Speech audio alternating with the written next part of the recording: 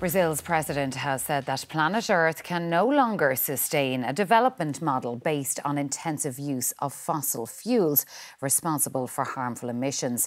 The president advocated redirecting some oil exploration profits towards the green energy transition.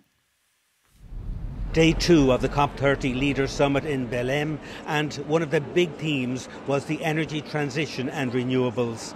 The International Energy Agency told a round-table discussion on that matter, which included the Taoiseach that the global trends are good. There was about $3.3 trillion of investment in energy this year, and $2.3 trillion of that, or 70%, is in renewable and clean sources of energy. There was a further focus too on the Tropical Forest Forever facility being promoted by the Brazilian presidency to channel money to support countries who protect rainforests. What's beginning to emerge really is a very strong focus on the tropical forests, those that really are essential to saving the planet, the energy transition in terms of maintaining that momentum towards renewables, solar, wind and other cleaner sources of energy around the world. And I think if we got those two sort of clear direction of travel from the major parts of the world, I think that would be very good progress indeed. Meanwhile, a long-running standoff between Australia and Turkey over which of them will host these negotiations at COP31 next year continued. Australia's climate minister made it clear that for him, hosting COP is about more than just climate issues. This is a remarkable geopolitical opportunity for our country. The climate is the number 1, 2, 3, 4 and 5 issue for Pacific Islands. And it's also a remarkable opportunity as the world's largest trades fair, as a country that wants to be indispensable in the supply of critical minerals and renewable energy to the rest of the world. That's why we're bidding. This COP30 Leaders Summit comes to an end tonight. It was designed to give the climate negotiators that start their work here on Monday a big push.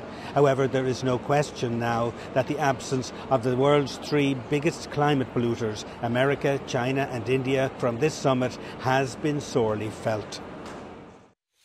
Well, let's speak to George now, who's in Brazil. George, the message from there has been clear. The fossil fuel age is coming to an end. But the real dilemma is what comes in its place.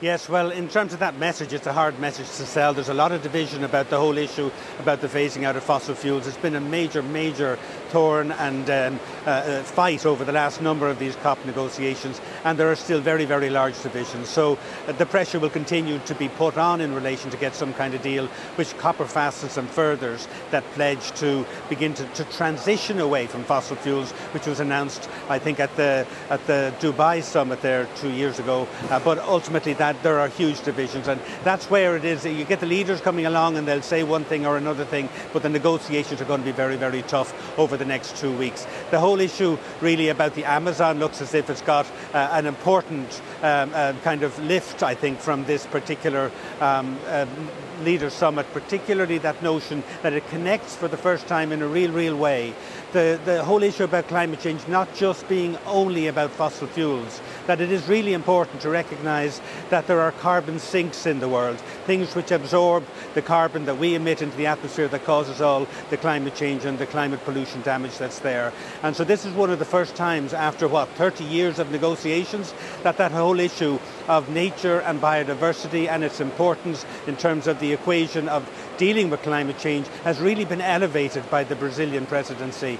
Now, the Irish position, according to the Taoiseach today, is that they're very interested in this whole issue about protecting biodiversity and supporting the Amazon, but that Ireland already gives €15 million a pledge over the next 3 years to support investment and protection and regeneration of the Amazon. So when you're looking at the Brazilian president's great new fund called the Tropical Forest Forever Fund, which is like hundreds and hundreds of billions of euros, what they're aiming for.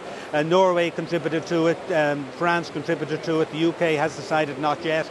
And the Taoiseach said for Ireland, they find it interesting. We find it interesting, he said. We'll assess it, so time will tell. But certainly that whole issue about spreading out the climate debate, just that little bit beyond just fossil fuels, that has been a feature here. Environment correspondent George Lee from Belém in Brazil. Thank you so much.